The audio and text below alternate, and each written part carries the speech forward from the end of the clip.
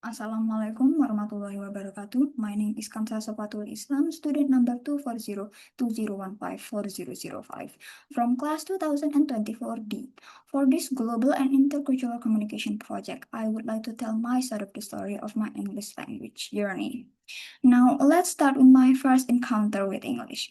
I'm sure I have been introduced to English way before this, but the earliest clear memory I have is of me using a computer based language learning program called Tell Me More Kids. At the time, I did not even realize that the language I was hearing was English. I just remember sitting in front of the computer with my mother and brother, trying to follow the instruction given by the program's parrot mascot, Calico. I remember feeling frustrated because I could not understand what the parrot was asking me to do, and even when I finally understood the task, I still could not complete it because the microphone always fails to register my voice. And it's not just that actually. There are some books my mother provided me during my childhood that sort of pushed me into learning English. Many of the books featured Western settings, characters, and cultural elements. Although I mostly just focus on the pictures rather than the actual informational text, it sort of kickstarted my curiosity on the Western side of the world. However, despite of this early introduction to English, I simply struggled to truly comprehend the language. For my elementary school, I was actually placed in an advanced class. However, being placed there meant that technically I am qualified. But my first year of elementary school was one of the most difficult periods of my academic life. I could not recognize English words and recall what the teacher had taught me, and I could not understand them at all. I struggled so hard that I often ended up in tears whenever I could not follow the lessons.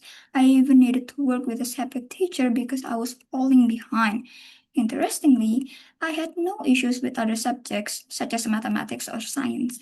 It was only English that made me feel as though my mind had suddenly shifted into a different state of being. Eventually, my mother transferred me into a regular class, and that year became my turning point. I had more free time to just relax and not stress by having the obligation to learn English, so I can understand the teacher. I started watching international television channels, and surprisingly, that was where English finally began to make sense to me. I could not understand how this method works, maybe because it was just me having difficulty to learn in a formal setting. And the television channels that contributed most to my English learning were Nickelodeon and Disney. One of them is the Australian program High Five, broadcasted on Nickelodeon, that played a large role in my English learning. I think it's because the show was explicitly designed to teach children how to use English in everyday social context. Meanwhile, other programs on Disney channels and Cartoon Network helped me to become more familiar with English simply by exposing me to the language in both formal and informal situations. Consuming so much English language content gradually trained my brain to process it more naturally. Over time, English becomes sort of second nature to me. I remember one day in elementary school at third grade, sitting in class and suddenly realizing that I could understand what the teacher was actually saying in English without needing to translate it in my head. What started as me only knowing a handful of English words eventually developed into a larger vocabulary. So large, in fact, that I often did not know the Indonesian translation of certain terms. And my parents absolutely supported this development of mine and bought me a variety of English books. Some were novels, others were short stories, and a few were multilingual dictionaries. What they did not realize was that one of the books that they had bought me was written in older English. I struggled a lot with it, and even now I have only managed to read it about half of it because the language is so dense and the plot is so slow. My personal record was reading over 60,000 words in a single day, which made me look a bit hyperfixated, but at least it helped me strengthen my mental dictionary while allowing me to enjoy what I was reading. As my interest in reading grew, I wanted to challenge myself and see how my skill is compared to other students.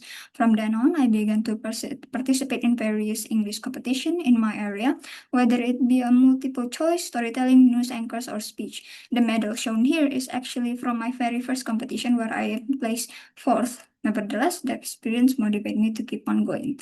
Next is the question: what language, dialects, or vernaculars do I use to communicate with my family, friends, or community? With my family, I often use Indonesian. My father from Central Java and my mom is from Madurese, and neither of them know other languages, so this results in me having Indonesian as my first. But when it came to my community, it's actually easier for me to use Madurese because some of the people in my community doesn't speak English and Indonesian, so it's sort of easier to speak the language that the majority of my community can understand, which is Madurese. Next is how do I code switch or blend language in specific situation?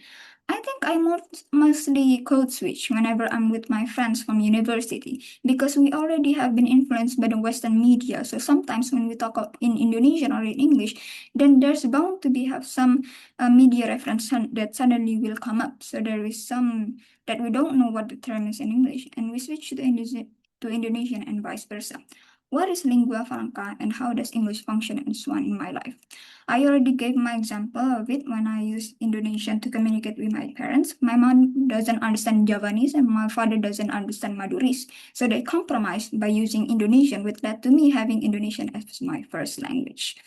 How does my digital identity differ from my real world identity in terms of language use? For my digital life, I definitely use English more than Indonesian. Of course, I also consume Indonesian media, but it's mostly English that I pay attention to.